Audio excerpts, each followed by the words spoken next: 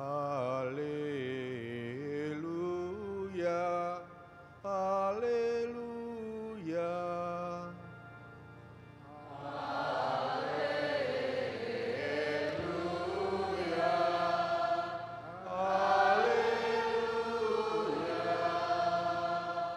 Maria diangkat ke surga, para malaikat bersuka cita. Haleluya,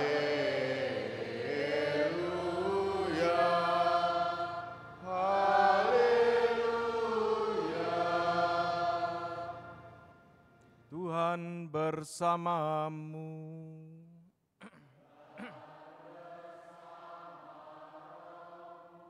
Inilah Injil suci menurut Lukas.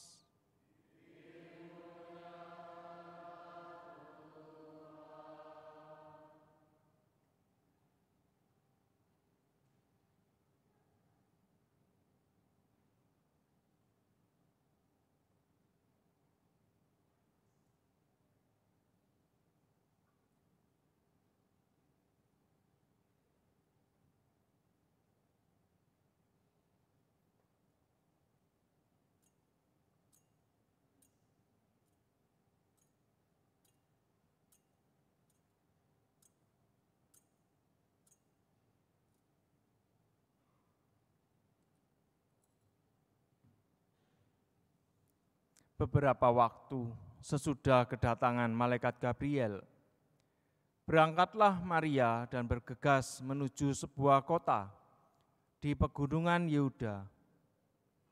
Di situ ia masuk ke rumah Sakaria dan memberi salam kepada Elisabet. Ketika Elisabet mendengar salam Maria, melonjaklah anak yang di dalam rahimnya. Dan Elisabet pun penuh dengan Roh Kudus. Lalu berseru dengan suara nyaring, "Diberkatilah engkau di antara semua perempuan, dan diberkatilah buah rahimmu. Siapakah aku ini, sampai ibu Tuhanku datang mengunjungi aku? Sebab sesungguhnya ketika salammu sampai di telingaku, anak yang di dalam rahimku melonjak kegirangan. Berbahagialah ia yang percaya, sebab firman Tuhan yang dikatakan kepadanya akan terlaksana." Lalu kata Maria, "Jiwaku memuliakan Tuhan, dan hatiku bergembira karena Allah Juru Selamatku. Sebab ia telah memperhatikan kerendahan hamba-Nya.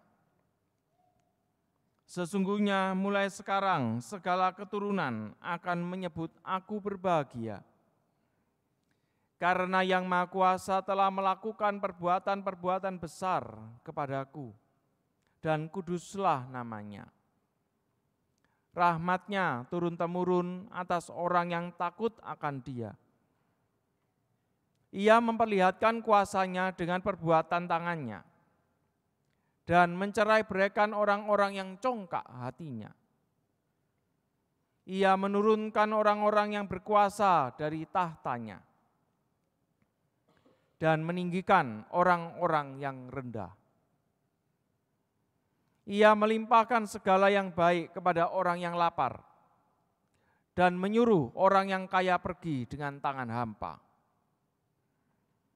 Ia menolong Israel hamba-Nya, karena Ia mengingat rahmat-Nya, seperti yang dijanjikannya kepada nenek moyang kita, kepada Abraham dan keturunannya, untuk selama-lamanya." Kira-kira 3 bulan lamanya, Maria tinggal bersama dengan Elisabet, lalu pulang ke rumahnya.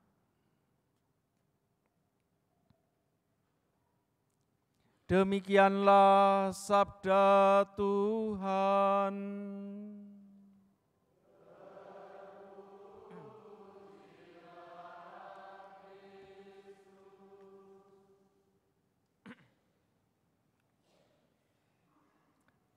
Kata Maria, "Jiwaku memuliakan Tuhan, Dan hatiku bergembira karena Allah juru selamatku. Sebab ia telah memperhatikan kerendahan hamba-Nya. Saudara-saudari yang terkasih di dalam Kristus, semua orang ingin hidupnya bahagia, gembira, damai, dan penuh dengan sukacita. Setuju? Setuju? Di sini ada yang ingin sebaliknya, ada yang ingin perang terus, ingin hidupnya penuh dengan duka cita, ada? Gak ada. Saya yakin seluruh orang, semua orang di seluruh dunia, kecuali orang yang dalam tanda kutip secara psikologis sakit, bisa jadi begitu memang. Tapi kalau kita orang yang normal, pasti semua orang ingin hidupnya itu bahagia, gembira, damai, penuh sukacita. Lalu pertanyaannya adalah, apa yang membuat kita itu bahagia dan gembira? Coba kita juga melihat diri kita masing-masing. Apa yang membuat saya bahagia sekarang ini? Apa yang membuat saya hidupnya damai, gembira? Apakah karena kita punya pasangan hidup? Lalu kemudian bahagia, ada yang karena punya pasangan hidup. Dulu masih jomblo, keinginannya Tuhan, semoga saya ingin dapat jodoh. Saya masih sedih Tuhan karena belum dapat jodoh. Kalau nanti saya dapat jodoh, maka saya akan gembira Tuhan, saya akan bahagia. Ada gitu kira-kira? Mungkin ada. Apakah kita gembira, bahagia karena punya duit ratusan juta di dalam tabungan? Apakah karena kita punya pekerjaan dengan gaji yang besar? Apakah kita bahagia, gembira karena kita bisa jalan-jalan ke luar negeri? Itu semua memang bisa memberikan kegembiraan pada diri kita, tapi masalahnya adalah cuma sementara. Kenapa? Karena sejalan dengan waktu, kegembiraan yang karena hal-hal duniawi tersebut akan hilang ternyata. Buktinya apa? Bukti tadi tuh, kalau ketika kita mungkin masih jomblo, pengen dapat jodoh, kita merasa bahwa ketika saya dapat jodoh itu saya bahagia. Ternyata setelah dapat jodoh, oke, gembiranya sebentar tapi. Kemudian muncul masalah baru, pengen yang lain lagi. Oh ya Romo, saya bahagia, andai kata sudah menikah misalnya. Iya Romo, saya baru gembira, saya baru bahagia kalau sudah punya anak. Karena menikahnya lama nggak punya anak, lalu merasa kok kering ya, kok kosong ya. Merasa kemudian bahwa anak adalah hal yang membuat hidup kita gembira, bahagia. Kemudian setelah dapat anak bagaimana? Anaknya hadir dalam keluarga, ternyata juga sama, cuma sementara. Ternyata kemudian ternyata harus sekolah, mungkin anaknya aktif, terlalu aktif dan lain sebagainya. Dengan kata lain apa? Kalau kita meletakkan kegembiraan kita karena hal-hal yang duniawi, ternyata tidak ada yang abadi. Karena apa? Karena orang tidak akan pernah puas. Orang akan selalu pengen lebih dan lebih. Dan hari ini kita mau belajar dari Maria. Yang membuat Maria bahagia adalah Allah ternyata. Dikatakan tadi dalam Magnificat ini namanya Kidung Pujian Maria, Kidung Maria, dikatakan jiwaku memuliakan Tuhan. Hatiku bergembira, karena apa? Karena Allah, juru selamatku. Yang membuat Maria bahagia adalah Allah. Sebagai juru selamatnya Maria, dikatakan begitu, dia mengimani. Allah adalah juru selamatku. Hati Maria tidak gembira karena hal-hal duniawi.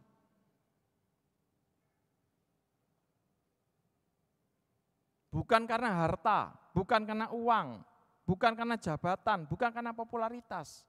Maria tidak populer pada saat itu, dia orang biasa. Yang membuat hati Maria bergembira adalah karena Maria memiliki Allah. Dan Allah sungguh-sungguh memperhatikan diri Maria sebaliknya. Saudara-saudari yang terkasih, kalau kita mau merenungkan lebih dalam tentang hidup Maria, kabar mengenai kehamilan Maria di luar pernikahan, apakah itu sesuatu yang menggembirakan kira-kira? pada zaman itu kalau kita membandingkan, atau mungkin zaman sekarang. Ada yang merasa gembira karena hamil, tapi belum punya pasangan, belum menikah, bayangkan. Bukan, saya rasa itu bukan hal yang menggembirakan kalau kita merenungkan. Kenapa? Karena begitu Maria mendapatkan kabar tentang kehamilannya, maka yang dihadapi Maria adalah Maria harus menghadapi berbagai tantangan dan kesulitan yang pasti akan membuat Maria menjadi lebih repot. Maria bagaimana? Mungkin Maria harus menjelaskan kepada Yosef. Ayo kita bayangkan, misalnya sekarang apakah ada misalnya zaman sekarang ada seorang gadis punya pacar tiba-tiba hamil, gak pernah melakukan perbuatan terlarang, belum pernah, tiba-tiba hamil, harus menjelaskan ke pacarnya, ya toh. Ini dari Roh Kudus. Ya apa kira-kira percaya? Kira-kira percaya yang punya pacar, yang punya anak perempuan, yang punya anak gadis, kira-kira percaya? Itu tantangan tersendiri bagi Maria. Menjelaskan ke Yosef, Mas Yosef, ini anaknya dari Roh Kudus loh. Ya apa perasaan ini? Gak mungkin, sesuatu yang mustahil. Tantangan lain yang dihadapi Maria, selain menghadapi Yosef, adalah masyarakat sekitar. Bagaimana pandangan masyarakat pada saat itu? Orang pasti tahu. Resikonya apa? Dihakimi secara sosial, bayangkan. Belum lagi Maria harus menghadapi hukum agama, hukum sipil. Resikonya adalah dirajam, dibunuh.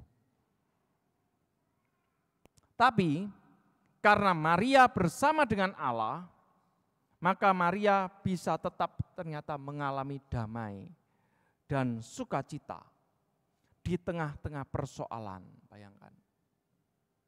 Karena siapa? Karena Allah. Bukan karena Maria hebat, bukan. Tapi karena Allah. Alasannya adalah karena Maria yakin dengan penyertaan dan berkat dari Allah terhadap dirinya, dia akan mampu menghadapi tantangan-tantangan yang ada. Bersama Allah, Maria juga punya iman bahwa segala kesulitan dan tantangan yang harus dihadapi pasti akan terlewati dengan baik. Karena siapa? Karena Allah.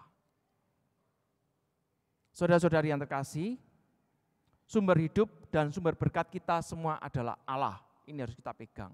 Bukan karena kita punya kekayaan, bukan karena kita populer, bukan. Jangan pernah meletakkan kebahagiaan kita kepada hal-hal duniawi. Hal duniawi bisa hilang. Tapi kita harus punya iman bahwa sumber hidup dan sumber berkat kita adalah Allah. Dan ketika kita berjalan bersama dengan Allah, ketika kita mendapatkan berkat dari Allah, yakinlah bahwa hidup kita pasti berjalan dengan baik. Tantangan akan selalu ada, akan selalu kita hadapi. Karena itu sebagai orang beriman, kita harus selalu berjalan bersama Allah 24 jam setiap hari. Berjalan bersama Allah jangan hanya ketika misa Sabtu jam sekarang ini, kemudian atau mungkin Minggu pagi, lalu setelah itu selesai, jangan. Berjalanlah bersama Allah 24 jam setiap hari. Tantangan apapun yang harus kita hadapi, ketika kita berjalan menghadapinya bersama dengan Allah dan disertai oleh Allah, percayalah, pasti selesai. Pasti akan bisa terlewati dengan baik. Karena itu, selalu minta berkat dan tuntunan dari Allah dalam hidup kita setiap hari. Belajarlah dari Maria. Loh Romo, saya lemah, kita semua lemah. Mintalah kekuatan dari Allah. Mintalah doa-doa dari Bunda Maria. Tuhan pasti akan selalu bimbing kita, akan selalu sertai kita. Tuhan memberkati kita semua.